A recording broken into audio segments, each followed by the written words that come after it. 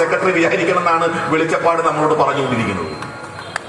AKG സെന്ററിലാണ് തീരുമാനിക്കുന്നത് എന്നാണ്. ഇതെവിടെ നടക്കും? പള്ളിയിൽ നടക്കുവോ? മുസ്ലിം ദേവാലയത്തിൽ നടക്കുവോ? ക്രിസ്ത്യൻ പള്ളിയിൽ നടക്കുവോ? ഹിന്ദുവിന്റെ ക്ഷേത്രങ്ങൾ എന്താ ഇവർക്ക് കയറി നിരങ്ങാനുള്ള ഇടമാണോ?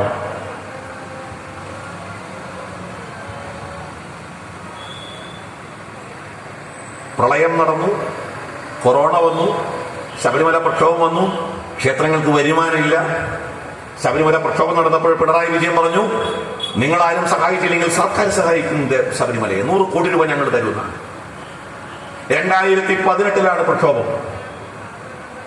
100 കോടി രൂപ വാഗ്ദാനം ചെയ്യുന്നു ശബരിമലയ്ക്ക് വേണ്ടി. വരുമാന നഷ്ടം ഞങ്ങൾ പരിഹരിക്കാം. ആ 100 കോടി രൂപയിൽ ഇപ്പോ 70 കോടി രൂപ കൊടുത്തു. കഴിഞ്ഞ പ്രാവശ്യം കൂടി പ്രക്ഷോഭവും ബഹളമൊക്കെ ഉണ്ടായപ്പോൾ 30 കോടി രൂപ ഇനിയും കൊടുക്കാനുണ്ട്. വർഷം 3 4 4ാമത്തെ വർഷത്തിലേക്ക് കടക്കുകയാണ് നമ്മൾ. 3 കഴിഞ്ഞു. എന്തേ കൊടുക്കാത്തത്? ഇവിടെ നിയമസഭയിൽ ചർച്ചയാണ്. ക്ഷേത്രങ്ങൾക്ക് അങ്ങോട്ട് പണം കൊടുക്കുകയാണ്. ക്ഷേത്രങ്ങളെ ഞങ്ങൾ സഹായിക്കുകയാണ്. സർക്കാർ ക്ഷേത്രങ്ങൾക്ക് പണം കൊടുത്ത് സഹായിക്കുകയാണെന്നാണ്. ഇത്ര കള്ളം, പച്ചക്കള്ളമാണ് ഇവർ പറയുന്നത് ഇവർക്കറിയാം. തൃത്താലയിലെ, നിങ്ങളുടെ ജില്ലയിലെ തൃത്താല, പാലക്കാടല്ലോ തൃശ്ശൂരില്ലേ? തൃശ്ശൂർ ജില്ലയില്ലേ? തൊട്ടടുത്ത ജില്ല പാലക്കാട് ജില്ല.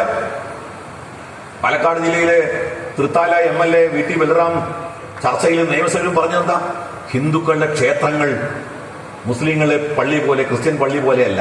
ക്രിസ്ത്യൻ പള്ളികൾ മുസ്ലിം പള്ളി എന്നൊക്കെ പറഞ്ഞാൽ അവര് പണം പിരിച്ച് അവരധ്വാനിച്ച് ഉണ്ടാക്കിയതാണ്.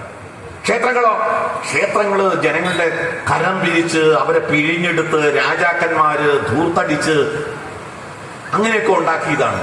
ക്ഷേത്രങ്ങളുടെ മേൽ ഹിന്ദുക്കൾക്ക് അവകാശമില്ല, അത് ഭരണകൂടത്തിനാണ് അവകാശം. എവിടെ നിന്ന് ഇവിടെ ചരിത്രമാണ് നിങ്ങൾ? ഏത് ചരിത്ര പുസ്തകമാണ് അങ്ങനെ പറയുന്നത്? ഏത് ചരിത്ര പുസ്തകം? സർക്കാർ കൊടുക്കുന്ന പണം ഔദാര്യമാണോ? ഇന്ത്യൻ ഭരണഘടനയിൽ എന്റെ കോൺഗ്രസ് നേതാക്കന്മാരെ, കമ്മ്യൂണിസ്റ്റ് നേതാക്കന്മാരെ, എനിക്ക് പറയാനുള്ളത്, നിങ്ങൾ ആർട്ടിക്കിൾ 290A, ഇന്ത്യൻ ഭരണഘടനയിലെ ആർട്ടിക്കിൾ 290A എടുത്തൊന്ന് വായിച്ചു നോക്കൂ.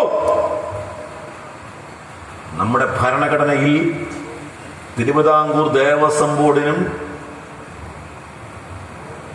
പണം കൊടുക്കണം, കൊച്ചി ദേവസ്വം ബോർഡിന് ദേവസ്വം ബോർഡിന് പണം കൊടുക്കണം എന്ന് ഭരണഘടനയിൽ എഴുതി വെച്ചിട്ടുള്ളത് ക്ഷേത്രങ്ങളുടെ കാര്യത്തിൽ മാത്രമാണ് എന്നുള്ളത് ഇന്ത്യൻ ഭരണഘടന ഉറപ്പു നൽകുന്ന കാര്യമാണ്. ഇത് ക്ഷേത്രങ്ങൾക്ക് പണം കൊടുക്കണം എന്നുള്ളത്. എന്തുകൊണ്ടാണ് ക്ഷേത്രങ്ങൾക്ക് പണം കൊടുക്കണമെന്ന് ഭരണഘടനയിൽപ്പെടുത്തിയത്?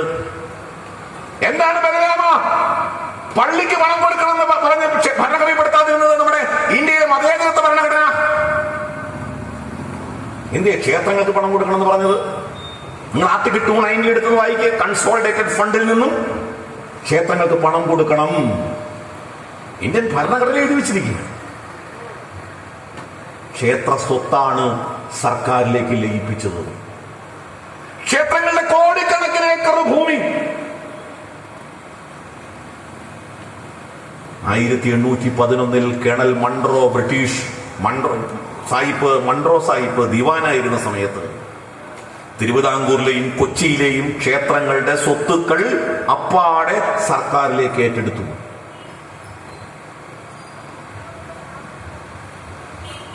ആ സ്വത്തുക്കൾ ഇപ്പോഴും കൈവശം വെച്ചുകൊണ്ടിരിക്കുന്നത് ആരാ? സർക്കാരാണ്. 949 ദേവസ്വം ബോർഡ് രൂപീകരിക്കുമ്പോൾ ആ ദേവസ്വം ബോർഡ് കേന്ദ്ര സർക്കാരും അന്നത്തെ രാജാക്കന്മാരും തമ്മിലുണ്ടാക്കിയ ഉടമ്പടിയുടെ അടിസ്ഥാനത്തിൽ അതിൽ കവനന്റ് എന്ന് പറയുന്ന ആ കവനന്റിൽ എഴുതി ചേർക്കപ്പെട്ട വ്യവസ്ഥയനുസരിച്ച് ക്ഷേത്രങ്ങൾക്ക് നഷ്ടപ്പെട്ട ഭൂമിയുടെ വരുമാനത്തിന്റെ ഒരു ഓഹരി ക്ഷേത്രങ്ങൾക്ക് തിരികെ നൽകണം എന്ന വ്യവസ്ഥയാണ് ഇന്ത്യൻ ഭരണഘടനയിൽ 950 അംഗീകരിക്കപ്പെട്ട് 290 ആയിട്ട് ഇന്ന് നമ്മൾ വായിക്കുന്നത്. അന്ന് കവനന്റിൽ 45 ലക്ഷം രൂപ തിരുവിതാംകൂർ ദേവസ്വത്തിന് കൊടുക്കണമെന്നാണ്. 5 ലക്ഷം രൂപ പത്മനാഭസ്വാമി ക്ഷേത്രത്തിന്, അങ്ങനെ 50 ലക്ഷം രൂപ കൊടുക്കണം. ഇന്നത് 1 കോടി രൂപയായിട്ട് വർദ്ധിപ്പിച്ചിട്ടുണ്ട്. നമ്മൾ പറയുന്നത് അത് ചുരുങ്ങിയത് ഒരു 300 കോടി രൂപയെങ്കിലും കൊടുക്കണം എന്നാണ്. കാരണം കോടിക്കണക്കിന് ഏക്കർ ഭൂമി, നിങ്ങളുടെ തിരുവല്ലാതിരി ക്ഷേത്രത്തിന്റെ ഏക്കർ കണക്കിന് ഭൂമി ആരുടെ കയ്യിലായിപ്പോ? ഞാൻ അന്വേഷിച്ചു, ഇവിടുത്തെ പ്രവർത്തകർ പറഞ്ഞു ഈ കാണുന്ന ഭൂമി മുഴുവൻ ഈ വില്വാദ്രിനാഥന്റെ ഭൂമിയാണ്. അതിന്ന് ഫോറസ്റ്റുകാരുടെ കയ്യിലാണ്. നാളെ പുനർജനിയിലൂടെ കൊണ്ടുപോകാൻ ഫോറസ്റ്റുകാരുടെ അനുവാദം വാങ്ങേണ്ട സ്ഥിതിയിലേക്കാണ് കാര്യങ്ങൾ പോക്ക്. ക്ഷേത്രഭൂമികൾ കൈവശപ്പെടുത്തുന്നു, ക്ഷേത്രഭൂമികൾ അന്യാധീനപ്പെടുന്നു, ക്ഷേത്രഭൂമികൾ സർക്കാർ ഏറ്റെടുക്കുന്നു, ക്ഷേത്രഭൂമികൾ കയ്യേറുന്നു. ഇവിടെ സംരക്ഷിക്കാൻ സർക്കാരില്ല, ദേവസ്വം ബോർഡില്ല, ഭരണ സംവിധാനങ്ങളില്ല. എന്നാൽ ഇതേ നയമാണോ ന്യൂനപക്ഷ സമൂഹങ്ങളോട് ഈ സർക്കാരിനുള്ളത്? അല്ല. നമ്മൾ കണ്ടതല്ലേ, പാപ്പാത്തിച്ചോലയിൽ ഒരു കുരിശ് വെച്ചു. ഇടുക്കി ജില്ലയിലെ പാപ്പാത്തിച്ചോലയിൽ 300 ഏക്കറോളം വരുന്ന റവന്യൂ ഭൂമിയിൽ ഒരു ക്രിസ്ത്യൻ മതസംഘടന കുരിശ് വെച്ചു, കോൺക്രീറ്റ് കുരിശ്.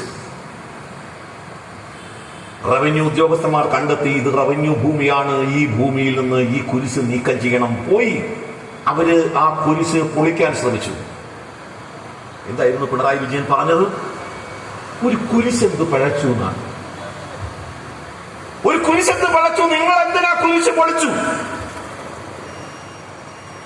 കയ്യേറിയവർക്ക് സംരക്ഷണം. സർക്കാർ ഭൂമി കയ്യേറി മതചിഹ്നങ്ങൾ വെക്കുന്നവർക്ക് സംരക്ഷണം. അത് പാഞ്ചാലിമേട്ടിലായാലും ബോണക്കാടായാലും മലയാറ്റൂരായാലും. നിങ്ങൾക്കറിയോ മലയാറ്റൂര് ഭൂമി?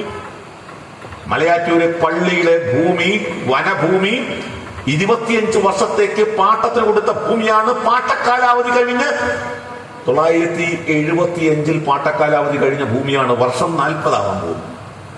പാട്ടക്കുടിശ്ശിക അടച്ചിട്ടില്ല, പാട്ടക്കാലാവധി കഴിഞ്ഞ ഭൂമി തിരിച്ചു പിടിച്ചിട്ടില്ല.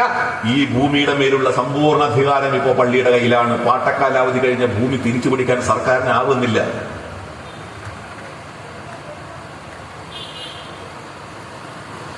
സർക്കാർ ഭൂമി ഇവിടുത്തെ ന്യൂനപക്ഷങ്ങൾക്ക് പതിച്ചു കൊടുക്കുക. കൊടുത്തില്ലേ സെന്റ് തോമസ് കോളേജിന്? തൃശൂർ സെന്റ് തോമസ് കോളേജിന് ഏക്കർ കണക്കിന് ഭൂമി പതിച്ചു കൊടുത്തില്ലേ? സെന്റ് മേരീസ് കോളേജിന് വയനാട് പതിച്ചു കൊടുത്തില്ലേ ഏക്കർ കണക്കിന് ഭൂമി? 1 രൂപ നിരക്കിൽ, ഏക്കറിന് 1 രൂപ നിരക്കിൽ, ഏക്കറിന് 1 രൂപ നിരക്കിൽ 100 കണക്കിന് ഭൂമി. നിങ്ങൾ എറണാകുളത്ത് യാത്ര ചെയ്യുന്ന ആൾക്കാരായിരിക്കും.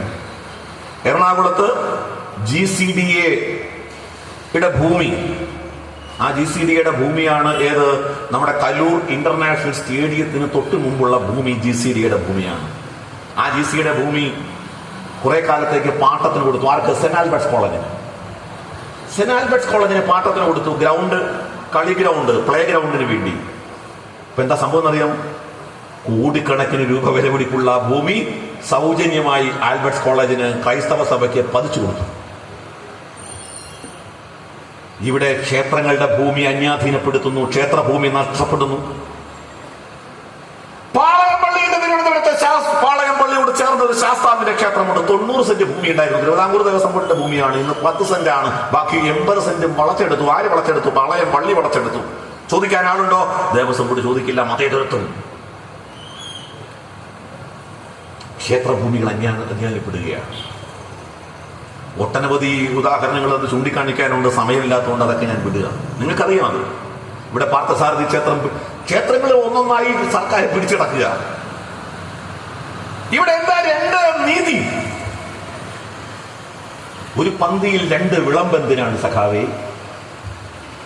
എന്താ ഹിന്ദുക്കൾ ഇവിടെ 2ാം തരം പൗരക്കാരാണ്?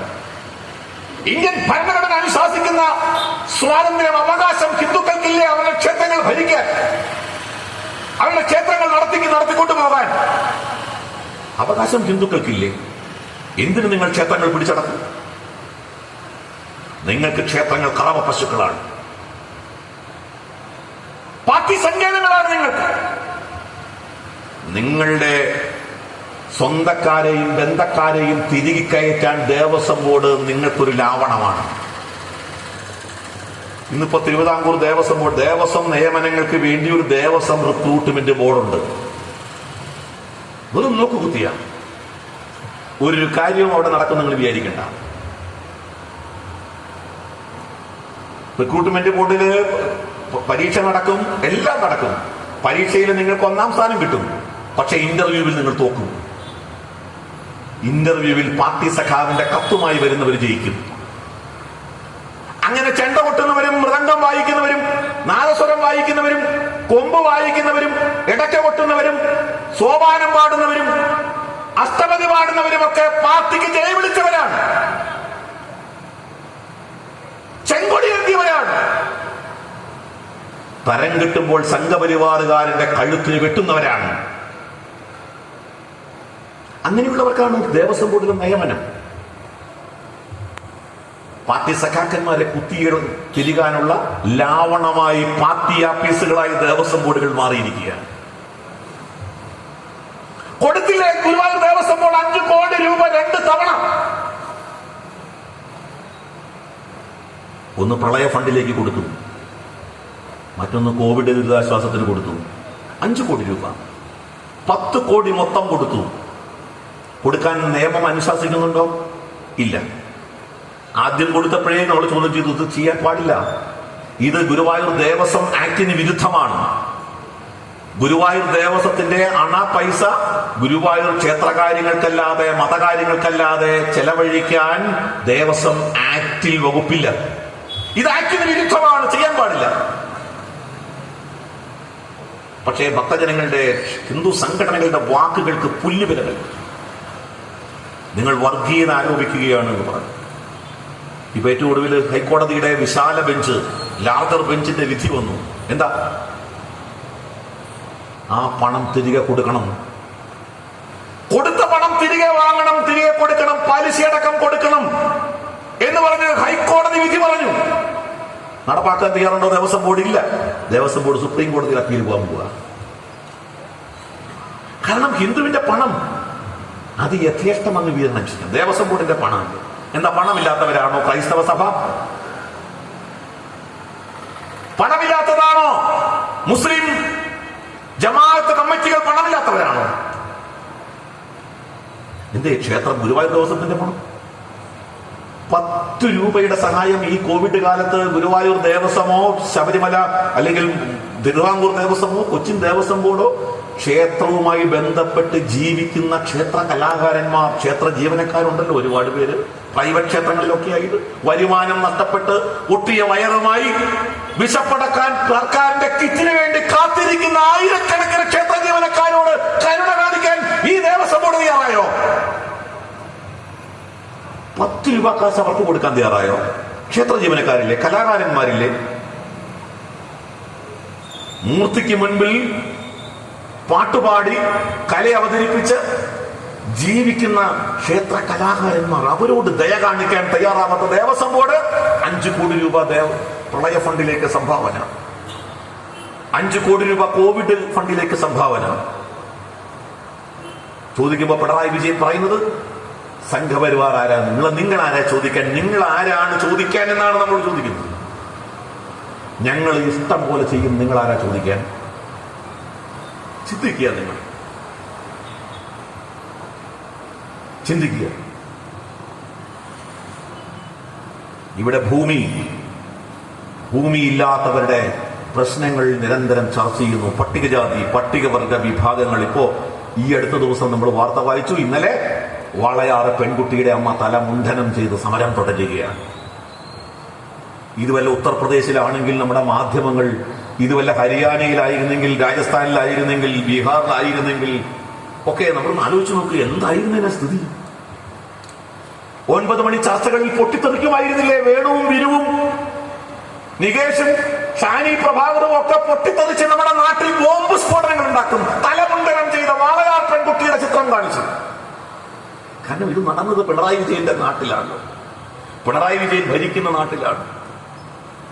2 പെൺകുട്ടികൾ, 8 വയസ്സും 10 വയസ്സും പ്രായമുള്ള 2 പെൺകുട്ടികൾ അവരുടെ ഇരട്ടി ഉയരമുള്ള ഉത്തരത്തിൽ കെട്ടിത്തൂങ്ങി ചത്തു എന്ന് കഥയുണ്ടാക്കി മെനഞ്ഞുണ്ടാക്കി പ്രതികളെ മുഴുവൻ രക്ഷിച്ചെടുത്ത സർക്കാർ ആരെ രക്ഷിക്കാനാ?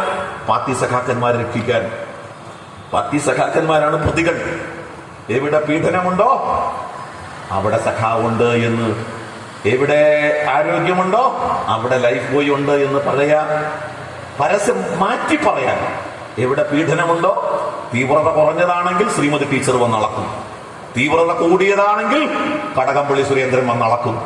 ഏതിനാണ് തീവ്രത എന്ന് അളക്കാനുള്ള മാനദണ്ഡവും അതിന്റെ മാപിനിയും ഒക്കെ പാർട്ടി ഓഫീസിലെ AKG സെന്ററിലെ എല്ലാ പാർട്ടി ഓഫീസിലും കൊടുത്തിട്ടുണ്ട്. അവരളക്കും. ഈ പീഡനം തീവ്രത കൂടിയതാണോ അല്ലയോ എന്നൊക്കെ അളന്ന് തിട്ടപ്പെടുത്തി കൊടുക്കാനുള്ള ഉപകരണമൊക്കെ പാർട്ടി സഖാക്കന്മാർക്ക് കൊടുത്തിട്ടുണ്ട്. പട്ടികജാതി സ്ത്രീകൾ, പട്ടികജാതി പെൺകുട്ടികൾ, എത്രയെത്ര കഥക സംഭവങ്ങൾ നമ്മുടെ നാട്ടിൽ നടന്നു. എണ്ണി എണ്ണി പോലീസ് ചവിട്ടിക്കൊല്ലുന്നു. വരാപ്പുഴയിൽ ശ്രീജിത്ത് എന്ന ചെറുപ്പക്കാരനെ, പിന്നോക്കക്കാരനായ ശ്രീജിത്തിനെ ചവിട്ടിക്കൊന്നത് പോലീസ്. ഈ പാലക്കാട് ജില്ലയില് മഹിജ എന്ന സ്ത്രീ സ്വന്തം മകൻ കൊല്ലപ്പെട്ടപ്പോൾ, ആത്മഹത്യ ചെയ്തപ്പോൾ വിഷുവിന് കണി കണ്ടുണരുന്നത് ആരെയായിരുന്നു? ആ പയ്യൻ വിഷുവിന് കണി കണ്ടുണരുന്നത് പിണറായി വിജയനെയായിരുന്നു. അങ്ങനെ പിണറായി വിജയനെ കണി കണ്ടുണർന്ന ആ പയ്യൻ കോളേജിലെ അവഗണനയിൽ പ്രതിഷേധിച്ച് ആത്മഹത്യ ചെയ്തപ്പോൾ ആ ആത്മഹത്യയുടെ കാരണം കണ്ടുപിടിക്കാൻ സമരം ചെയ്ത ആ പയ്യന്റെ, ആ കുട്ടിയുടെ അമ്മ മഹിജയെ, പട്ടികജാതിക്കാരിയായ മഹിജയെ തിരുവനന്തപുരം സെക്രട്ടേറിയറ്റിന് മുമ്പിലിട്ട് പോലീസ് വളഞ്ഞിട്ട് മർദ്ദിച്ചത് ഈ നാട്ടിലാണ്. പട്ടികജാതി വിഭാഗത്തോട് ഈ സർക്കാരിന്റെ സമീപനം എന്താണ് എന്ന് നമുക്കറിയാം. ഇത് വേറെ ഏതെങ്കിലും നാട്ടിലായിരുന്നെങ്കിൽ അതിന്റെ സ്ഥിതി എന്തായിരുന്നു? ഞാൻ ആ വിഷയത്തിലേക്ക് നീണ്ടു പോകുന്നില്ല. കാരണം ഇതെല്ലാം കേരളം ഒരുപാട് ചർച്ച ചെയ്ത വിഷയങ്ങളാണ്. എനിക്ക് ചോദിക്കാനുള്ളത്, രണ്ട് നീതി എന്താണ് ഇവിടെ? ഈ സർക്കാരുകൾ, അത് ഇടതായാലും വലതായാലും, ഒരേപോലെ കുറ്റക്കാരാണ് ഈ വിഷയത്തിൽ. ഒരേപോലെ ഇവർ വിചാരണ ചെയ്യപ്പെടേണ്ടവരാണ്. ഹിന്ദു സാംസ്കാരിക ബിംബങ്ങളോട് ഇവരുടെ സമീപനം എന്താണ്? ഇവിടെ ഇപ്പൊ നമ്മൾ വായിച്ചു, ഇപ്പോഴാണ് നടന്നത്, കേരള സാഹിത്യ അക്കാദമിയുടെ അവാർഡ് കൊടുത്ത് ആദരിച്ചത് മീശ എന്ന നോവലിനാണ്. ഹരീഷിന്റെ മീശ എന്ന നോവൽ എന്താണ് എന്ന് ഞാൻ പറയേണ്ട ആവശ്യമില്ല. ഹിന്ദു സ്ത്രീകളെ, വിശ്വാസികളായ ഹിന്ദു സ്ത്രീകളെ, ഹിന്ദു പെൺകുട്ടികളെ ഇത്രയും മോശമായി, നികൃഷ്ടമായി അവതരിപ്പിച്ച ആ നോവലിനെ തന്നെ അവാർഡിനായി തെരഞ്ഞെടുത്തു. മീശ പ്രസിദ്ധീകരിച്ചപ്പോൾ, അത് വിവാദമായപ്പോൾ അതിനെതിരെ ഇവിടുത്തെ ഹിന്ദു സ്ത്രീകൾ വലിയ തോതിലുള്ള പ്രതിഷേധങ്ങൾ ഉണ്ടാക്കി. ഇത് സ്ത്രീത്വത്തെ അപമാനിക്കുന്നതാണ്. സ്ത്രീകൾ ക്ഷേത്രത്തിൽ പോകുന്നത് വ്യഭിചരിക്കാനാണ്, ലൈംഗിക ആസക്തിയോടുകൂടിയാണ് എന്ന് നമ്മുടെ നാട്ടിൽ മന്ത്രിമാരും MP-മാരും പാർട്ടി നേതാക്കന്മാരും ഒക്കെ മൈക്ക് കെട്ടി പ്രസംഗിച്ചു. നോവലിൽ അത് അച്ചടിച്ചു. ഇവിടുത്തെ ഹൈന്ദവ സമൂഹത്തിന്റെ പ്രതിഷേധം വകവയ്ക്കാൻ, കൂട്ടാക്കാൻ തയ്യാറായി. കൊടുത്തു സാഹിത്യ അക്കാദമിയുടെ അവാർഡ്, ആദരിച്ചു നോവലിസ്റ്റിനെ. കാരണം ഹിന്ദുക്കളെ അവഹേളിച്ച നോവലിസ്റ്റിന് സർക്കാരിന്റെ വക സമ്മാനം. കാരണം ഹിന്ദു സ്ത്രീകളെയാണ് അവഹേളിച്ചത്, ഹിന്ദുക്കളെയാണ് അവഹേളിച്ചത്, ക്ഷേത്രങ്ങളെയാണ് അവഹേളിച്ചത്. ഇത് ഇന്നും ഇന്നലെ തുടങ്ങിയതല്ലോ. ഒരു ഹരീഷിൽ അവസാനിക്കുന്നില്ല. ജി സുധാകരൻ പറഞ്ഞില്ലേ, ആചാര്യന്മാരെയും നമ്മുടെ തന്ത്രിമാരുടെയും ഒക്കെ അടിവസ്ത്രം മണപ്പിച്ച് നടക്കുന്ന തൊഴിലായിരുന്നില്ലേ അദ്ദേഹത്തിന്? ശബരിമല പ്രക്ഷോഭം നടന്ന സമയത്ത് തന്ത്രിമാരെയും ആചാര്യന്മാരെയും ഒക്കെ അവഹേളിച്ചതിന് കയ്യും കണക്കുമുണ്ടോ? ശ്രീമതി ടീച്ചർ പത്തനംതിട്ടയിൽ പ്രസംഗിച്ചില്ലേ, ഈറനൊടുത്ത് ഹിന്ദു സ്ത്രീകൾ ശബരിമല അമ്പലങ്ങളിൽ പോകുന്നത് അവരുടെ നഗ്നദേഹം പുരുഷന്മാരെ കാണിക്കാനാണ് എന്ന് പ്രസംഗിച്ചത് ശ്രീമതി ടീച്ചറല്ലേ? ഇതേ സർക്കാരാണ് ലളിതകലാ അക്കാദമി ഒരു കാർട്ടൂണിസ്റ്റിന് അവാർഡ് പ്രഖ്യാപിച്ചു. എന്തായിരുന്നു കാർട്ടൂൺ? ഫ്രാങ്കോ മുളയ്ക്കൽ എന്ന ബിഷപ്പിന്റെ ചിത്രം വരച്ച് ആ ബിഷപ്പിന്റെ അംശവടിയിൽ ഒരു സ്ത്രീയുടെ അടിവസ്ത്രം തൂക്കിയിട്ടു. ഇതാണ് കാർട്ടൂൺ. നമുക്കറിയാം ഫ്രാങ്കോ മുളയ്ക്കലിന്റെയും കേസും കന്യാസ്ത്രീയുമായി ബന്ധപ്പെട്ട കേസൊക്കെ. എന്തായിരുന്നു നമ്മുടെ സാംസ്കാരിക വകുപ്പ് മന്ത്രി ബാലന്റെ പ്രതികരണം? ഇടതുപക്ഷ നേതാക്കന്മാർ എന്താ പറഞ്ഞത്? ഇടതുപക്ഷ നേതാക്കന്മാർ പറഞ്ഞു, ആ അവാർഡ് പിൻവലിക്കണം. ലളിതകലാ അക്കാദമി പ്രഖ്യാപിച്ച അവാർഡ് പിൻവലിക്കണം. ഒരു മതത്തിന്റെയും വിശ്വാസങ്ങളെ ഞങ്ങൾ വ്രണപ്പെടുത്താൻ ആഗ്രഹിക്കുന്നില്ല. അതേ ഗവൺമെന്റ് മീശയ്ക്ക് അവാർഡ് കൊടുക്കുക, സാഹിത്യ അക്കാദമി അവാർഡ് കൊടുക്കുന്നത് ആവിഷ്കാര സ്വാതന്ത്ര്യമാണ്. അപ്പൊ ഹിന്ദുക്കളുടെ വിശ്വാസങ്ങളെ ചവിട്ടിയരയ്ക്കുന്നത് ആവിഷ്കാര സ്വാതന്ത്ര്യം. ഹിന്ദു ദേവീദേവന്മാരുടെ നഗ്നചിത്രങ്ങൾ വരയ്ക്കുന്നത് ആവിഷ്കാര സ്വാതന്ത്ര്യം. ഹിന്ദു സ്ത്രീകളെ അവഹേളിക്കുന്നത് ആവിഷ്കാര സ്വാതന്ത്ര്യം. അധ്യാപകന്റെ കൈവെട്ടിയപ്പോൾ MA ബേബി അന്ന് വിദ്യാഭ്യാസ മന്ത്രിയാണ്. MA ബേബി പറഞ്ഞത് അധ്യാപകന് തെറ്റുപറ്റിയെന്നാണ്. അധ്യാപകൻ അവധാനതയോടെ പെരുമാറിയില്ല എന്നാണ്. മുഹമ്മദ് എന്ന ഒരു പേര് ഒരു കഥാപാത്രത്തിന് ഇട്ടതിന്റെ പേരിൽ വലത് കൈപ്പത്തി വെട്ടി മാറ്റിയ തീവ്രവാദികളെ പിന്തുണയ്ക്കുകയാണ് MA ബേബി അന്ന് ചെയ്തത്. അതേ ഭരണകൂടങ്ങൾ ഹിന്ദുവിന്റെ വിശ്വാസങ്ങളോട് മീശ നോവല് വേറെ ആരും പ്രസിദ്ധീകരിച്ചില്ലെങ്കിൽ ഞാൻ പ്രസിദ്ധീകരിക്കും എന്ന് പറഞ്ഞ നേതാവ് രമേശ് ചെന്നിത്തലയാണ്. ആവിഷ്കാര സ്വാതന്ത്ര്യമാണ്. ഹിന്ദുക്കളുടെ വിശ്വാസങ്ങളെ ചവിട്ടിയരയ്ക്കാം. ശബരിമലയ്ക്ക് രാത്രിക്ക് രാത്രി തെരുവ് വേശ്യകളെ പോലെ പെരുമാറുന്ന സ്ത്രീകളെ കെട്ടി എഴുന്നള്ളിക്കാം. ഇതൊക്കെ ആവിഷ്കാര സ്വാതന്ത്ര്യത്തിന്റെ ലിംഗസമത്വത്തിന്റെ പേരിൽ ന്യായീകരിക്കുന്ന നമ്മുടെ ഭരണകൂടങ്ങൾ എങ്ങനെ ഹിന്ദുക്കളോട് പെരുമാറുന്നു എന്ന് നിങ്ങൾ ആലോചിക്കുക. ഇത്തരത്തിലുള്ള ഒട്ടനവധി വിഷയങ്ങൾ ചർച്ച ചെയ്യേണ്ടതുണ്ട്. വലിയ തോതിൽ വലിയ ക്യാൻവാസിൽ ചർച്ച ചെയ്യേണ്ട ഒട്ടനവധി വിഷയങ്ങളുണ്ട്. സമയക്കുറവുകൊണ്ട് ഞാൻ അത് കൂടുതലായിട്ട് നീട്ടുന്നില്ല. ഒരു കാര്യം ഞാൻ പറയാം. കേരളം വലിയ തോതിലുള്ള ഒരു അഗ്നിപർവ്വതത്തിന്റെ മുകളിലാണ് ഇപ്പോൾ സ്ഥിതി ചെയ്യുന്നത്. മതതീവ്രവാദത്തിന്റെ പിടിയിൽ രണ്ടു മുന്നണികളും മതതീവ്രവാദികളുടെ കൈപ്പിടിയിലാണ്.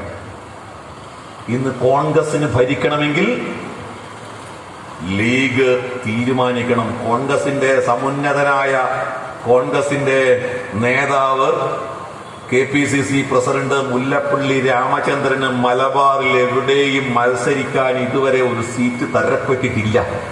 കാരണം ലീഗിന്റെ സമ്മതമില്ല.